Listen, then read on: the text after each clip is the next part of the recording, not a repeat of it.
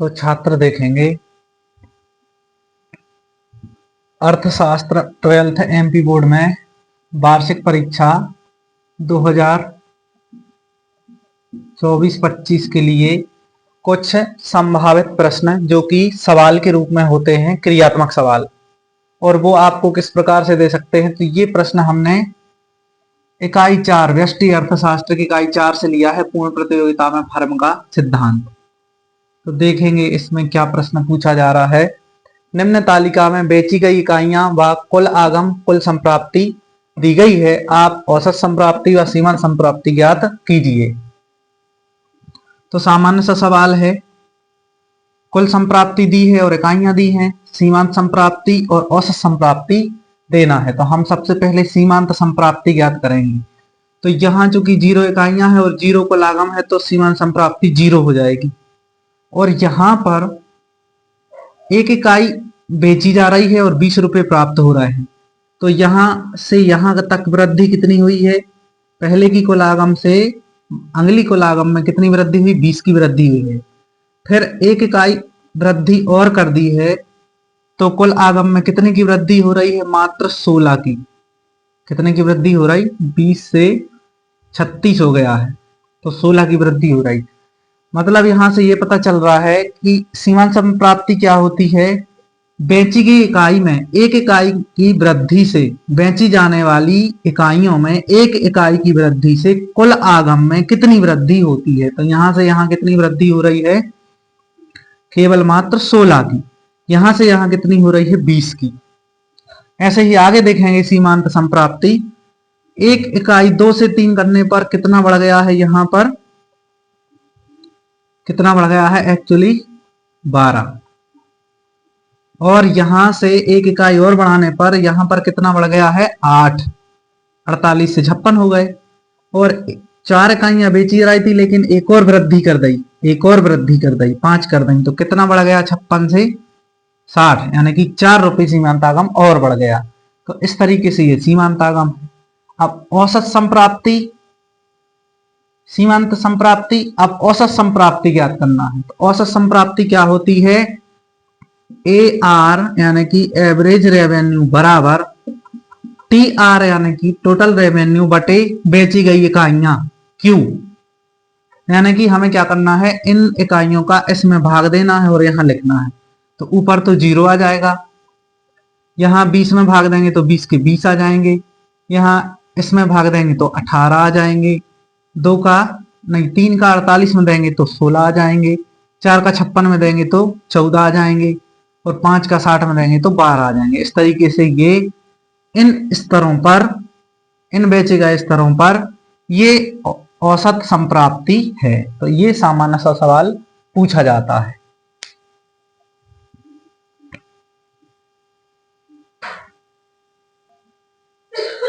तो देखेंगे नेक्स्ट सवाल, इसी अध्याय से लिया गया है,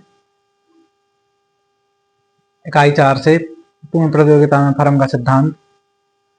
तो एक या दो फर्में किसी वस्तु की कीमत के आधार पर या कीमत में परिवर्तन के आधार पर पूर्ति में किस प्रकार परिवर्तन करती हैं, और उस पूर्ति से बाजार में कुल पूर्ति पर क्या प्रभाव पड़ता है, यानी किस प्रकार कुल पूर्ति हो सकती है। तो सीधा सीधा दिया है क्वेश्चन कि आप निम्नलिखित तालिका से, यानी जो तालिका दी गई है, निम्नलिखित व्यक्तिगत फर्म पूर्ति तालिका दी गई है, इसके आधार पर बाजार पूर्ति तालिका दीजिए या बाजार में कुल पूर्ति बताइए।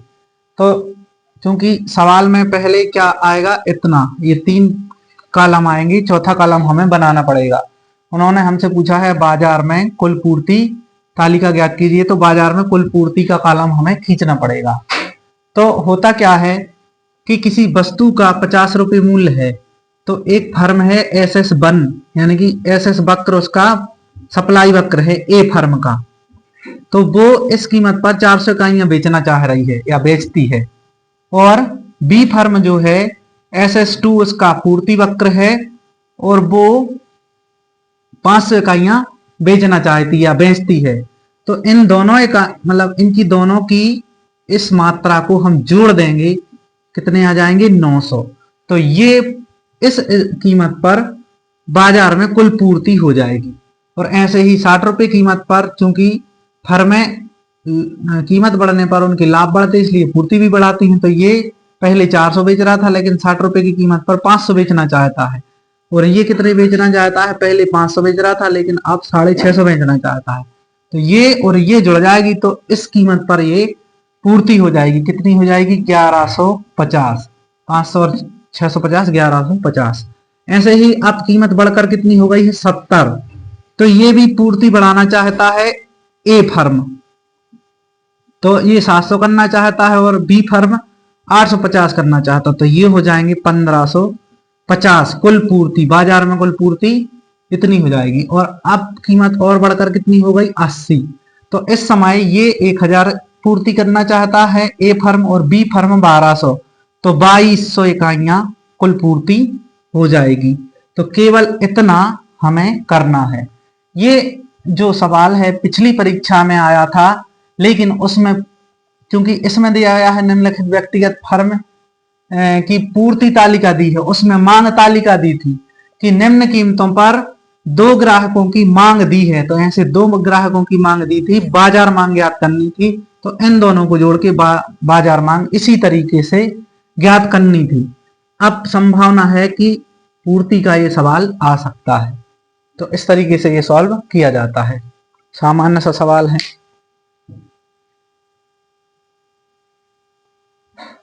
तो देखेंगे पिछली परीक्षा में एक प्रश्न आया था मांग की लोच का, तो मांग की लोच का वो प्रश्न आपको मिल जाएगा। हम ये संभावना लगा रहे हैं कि इस बार परीक्षा में पूर्ति की लोच का सवाल आ सकता है। तो पूर्ति की लोच का सूत्र क्या होता है, पहले वो देखेंगे। डेल्टा क्यू बटे डेल्टा पी गुणित पी बटे क्यू। अब यहां पर डेल्टा क्यू का मतलब होता है मात्रा में अनुपातिक परिवर्तन या मात्रा में परिवर्तन। पूर्ति की मात्रा में, पूर्ति की